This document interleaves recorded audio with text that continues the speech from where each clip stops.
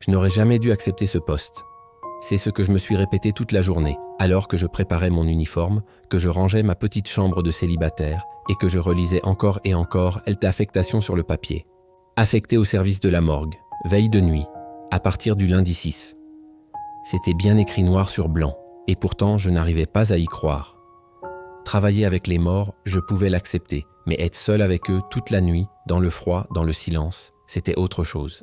Il faut être doté d'un certain mental pour supporter ça. Moi, j'étais fait de doutes et d'anxiété.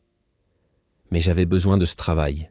Mon père m'aurait dit d'arrêter de réfléchir et de faire ce qu'il fallait. Mais il n'était plus là pour me donner des conseils.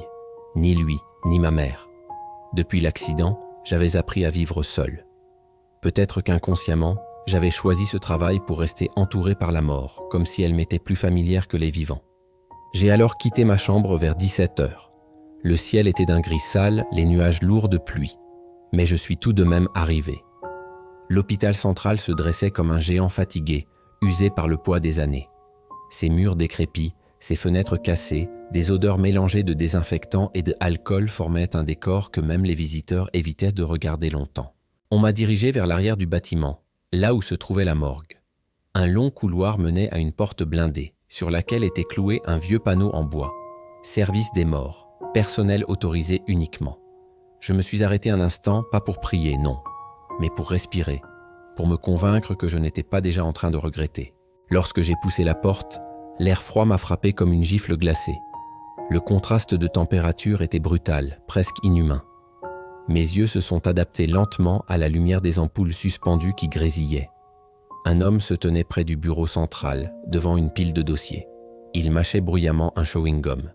Les bras croisés, Martin, le gardien de jour. On m'avait dit qu'il était de très mauvaise humeur mais très efficace. « Tu es le nouveau ?» me demanda-t-il sans me regarder. « Oui, Samuel. Premier jour. »« Nuit, tu veux dire. Tu vas voir. Les journées sont calmes, mais les nuits, elles, ont leur propre vie. » Je n'ai pas répondu, mais il m'a lancé un regard du coin de l'œil, a soufflé entre ses dents, puis m'a tendu une clé rouillée. « Tiens, c'est pour la salle froide. Et ça pour le tiroir d'archives. Tu n'as pas besoin de grand-chose ici, en réalité. Juste de tes yeux et de ton calme. Si tu n'as pas les deux, alors tu es mort. » Il a noté mon nom sur un vieux cahier d'enregistrement, puis il s'est dirigé vers la sortie. Mais avant de partir, il a ajouté d'un ton presque amusé « Ah, j'allais oublier. Si jamais tu entends frapper à l'une des chambres froides, n'ouvre pas. » J'ai cru à une blague, jusqu'à ce que je me rende compte qu'il ne souriait pas. Je me suis retrouvé seul, totalement seul. Et pour la première fois, j'ai compris la vraie signification du mot « silence ». Ce n'était pas juste l'absence de bruit. C'était une présence, quelque chose d'oppressant qui vous colle à la peau, qui respire dans votre cou. Le genre de silence qui vous observe. La salle principale était propre en apparence. 6 tables métalliques alignées. 3 corps déjà installés, couverts de draps blancs. Il y avait aussi une petite pièce pour les effets personnels. Un bureau vitré d'eux où je pouvais surveiller l'ess ensemble et une porte menant à la chambre froide. Je suis resté assis au bureau un long moment, à écouter, à guetter le moindre bruit. Vers 22 heures, un agent de sécurité est arrivé avec une civière sur laquelle se trouvait un nouveau corps. Pas de nom, pas de famille, m'a-t-il dit en déposant le corps, ramassé sur la route près du cimetière. Aucune trace d'impact, mais il est mort. À toi de jouer. Il est reparti sans un mot de plus. Je me suis approché du corps.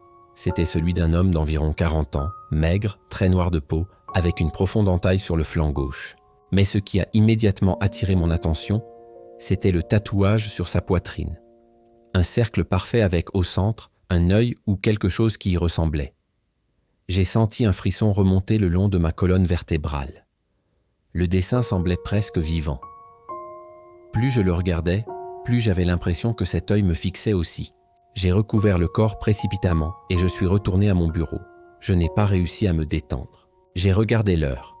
Il était 00h14, le genre d'heure où le monde semble suspendu. Puis subitement, j'ai entendu quelque chose. Un grincement, lent, étouffé. Je me suis levé, pas à pas, le cœur battant. Le son venait de l'une des chambres froides. J'ai tendu l'oreille. Toc, toc, toc, 3 coups, lourds, métalliques. Je suis resté figé, incapable de bouger, incapable de respirer. Pas un courant d'air, pas un bruit de tuyau. C'était un coup contre une porte, contre une chambre froide fermée. Et j'étais seul, absolument seul. Puis, j'ai entendu juste derrière moi, dans un souffle presque imperceptible, « Samuel ». Je me suis retourné brusquement. Il n'y avait personne. Mais je savais au fond de moi que quelque chose venait de commencer. Absolument. Voici la version corrigée de ce deuxième épisode, avec les ajustements nécessaires pour la grammaire, l'orthographe et la ponctuation afin de renforcer l'impact de votre histoire.